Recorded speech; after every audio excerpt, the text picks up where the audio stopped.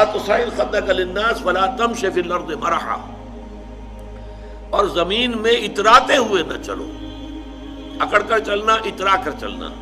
مرح جو ہے وہ فرح سے آگے ہے۔ فرح کہتے ہیں خوشی سے آپے میں نہ سمانا، وہ تو خوشی سے آپے سے باہر ہو گیا، یا وہ نہیں سما رہا تھا، وہ کوئی اور لفظ میرے ذہن میں نہیں آ رہا اس وقت۔ تو یہ جو اس فرح سے آگے مرح ہے، اس میں یہ ہے کہ انسان اترا کر اپنی بڑائی، اپنی خوبی کا اظہار بھی کرتا ہے۔ ولا تمش فی الارض مرحا۔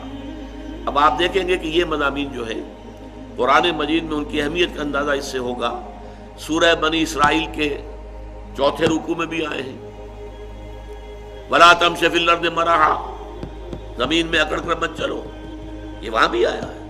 اسی طریقے سے اور دوسرے مقامات پر سورہ الفرقان کے آخری رکوع میں بھی آیا ہے، وعباد الرحمن الذین یمشون علی الارض ہونا، اللہ کے نیک بندے تو وہ ہیں جو زمین پر چلتے ہیں تو آہستگی کے ساتھ چلتے ہیں، وہ زور سے قدم مار کر نہیں چلتے، گردن اکڑ کر نہیں چلتے، گردن اکڑا کر نہیں چلتے، اور گردن بھی اکڑی ہوئی ہو اور سر کے اوپر ایک جو ہے صافہ، اس کا ترا بھی جو ہے وہ بڑا اونچا کر لیا گیا، تو اس سے کیا ہوتا ہے؟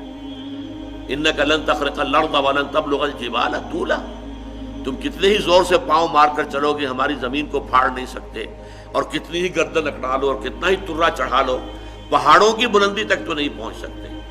تو یہ در حقیقت مضمون بہت اہم ہے، متعدد مقامات پر آیا ہے، اور سورۃ الفرقان کا جو آخری رکوع ہے وہ تو ہمارے منتخب نصاب میں ہے، اور وہ تفصیل سے ہم پڑھیں گے۔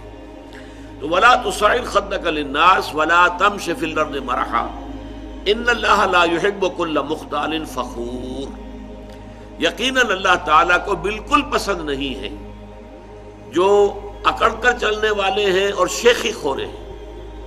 مختال کا لفظ بڑا پیارا ہے، یہ خیل سے بنا ہے۔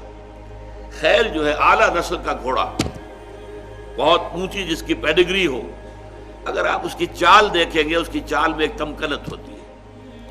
جب انسان اپنی چال میں یہی تمکنت اختیار کرتا ہے تو یہ اختیال ہے، گویا کہ خیل کا سا انداز اختیار کرنا اپنے چلنے میں، خیل سے باب افتعال بنا اختیال، تو اللہ تعالیٰ کو بالکل پسند نہیں ہے۔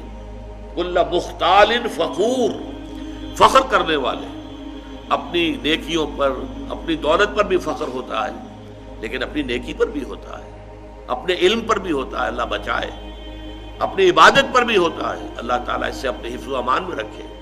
ان اللہ لا يحب كل مختال فخور واقصد فی مشیک، اپنی چال میں میانہ روی اختیار کرو۔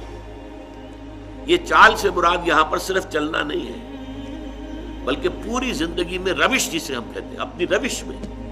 اب روش بھی اصل میں تو چلنے کے معنی میں آتا ہے، لیکن روش کیا ہے؟ رویہ، روش ہر اعتبار سے ایک درمیانی کیفیت۔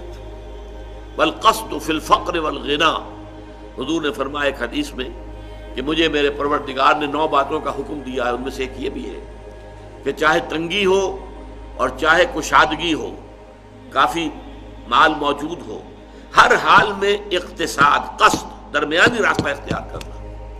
یعنی یہ کہ اگر بہت تنگی ہے تو کوئی حرج نہیں ہے، کسی وقت قرض بھی لیا جا سکتا ہے، لیکن یہ کہ جو ضروری کام کرنے کے ہیں وہ کرنے ہی ہیں۔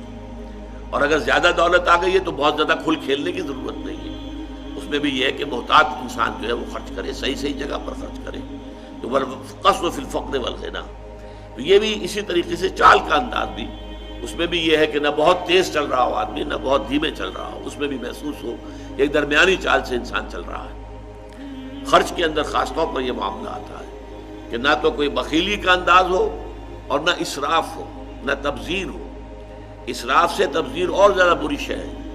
اسراف تو یہ ہے کہ آپ حقیقت میں جس شے کی ضرورت ہے اس پر ضرورت سے زیادہ خرچ کریں، یہ اسراف ہے۔ کھانا آپ کی ضرورت ہے، وہ ایک سالن روٹی سے بھی گزارا ہو سکتا ہے، کئی ڈشز، کئی کھانے، یہ اسراف ہے۔ اس کو حضور نے منع کیا، ناپسند کیا، سختی سے ناپسند کیا۔ بلکہ آپ نے فرمایا کہ اگر روٹی میں گھی لگا ہوا ہو تو پھر سالن کی بھی ضرورت نہیں، کیونکہ اس کا سالن اس کے اندر موجود ہے، گھی جو اس میں لگا ہوا وہ کافی ہے۔ آپ اس کو حلق سے اتارنے کے لیے بڑی آسانی کے ساتھ نرم ہو جاتی ہے روٹی، سالن کی ضرورت یہی ہوتی ہے۔ تو اس حوالے سے اس میں جو ہے اسراف نہ ہو، اور تبذیر جو ہے یہ بہت بڑا گناہ ہے۔ نمود و نمائش کے لیے، دکھاوے کے لیے، اپنی دولت کا اظہار کرنے کے لیے، اور مال خرچ کرنا جہاں کوئی ضرورت نہیں۔ بچی کی شادی ہے تو کوٹھی پوری بقعہ نور بنی ہوئی ہے، بجلی خرچ ہو رہی ہے، یہ ہو رہا ہے، اس کے پر کتنا خرچ ہو رہا ہے، کائے کے لیے؟ یہ سب نمائش، نمود، اور اس کا جو نتیجہ نکلتا ہے کہ اسی کوٹھی کے اندر کوئی باورچی ہوگا، کوئی جو ہے وہ ان کا شوفر ہوگا، کوئی چوکیدار ہوگا، ان کی بچیاں جو ہیں ہو سکتا ہے کہ وہ بوڑھی ہو رہی ہوں گھر میں بیٹھی ہوئی، اور ان کے ہاتھ پیلے نہیں ہو سکتے کہ کوئی بنیادی ضرورت کی چیزیں بھی فراہم نہیں ہے۔ ان کے دلوں میں محبت پیدا ہوگی سیٹھ صاحب کے لیے، یا یہ کہ نفرت پیدا ہوگی، نفرت اور غصہ۔ اسی لیے پھر جب کے زمانے میں سرخ جھنڈے بہت لاہور کی سڑکوں پہ نظر آئے تھے تو دولت مند لوگوں کو بڑا خوف ہو گیا تھا کہ یہ لوگ جو ہے یہ ہمارے پیٹ چاک کریں گے، ہمارے پیٹ پھاڑیں گے۔ یہ نفرتیں پیدا ہوتی ہیں، اسی لیے کہا گیا ان المبذرین کانوا اخوان الشیاطین۔ یہ سورہ بنی اسرائیل میں یہ بھی ہمارے منتخب نصاب میں درس آ جائے گا کہ یہ جو نمود و نمائش کے لیے دولت اڑانے والے لوگ ہیں یہ تو شیطانوں کے بھائی ہیں۔ وَكَانَ الشَّيْطَانُ لِرَبِّهِ كَفُورًا، اور یقیناً شیطان جو ہے وہ اپنے پروردگار کے لیے، اپنے مالک اور رب کے حق میں بہت ہی ناشکرا تھا۔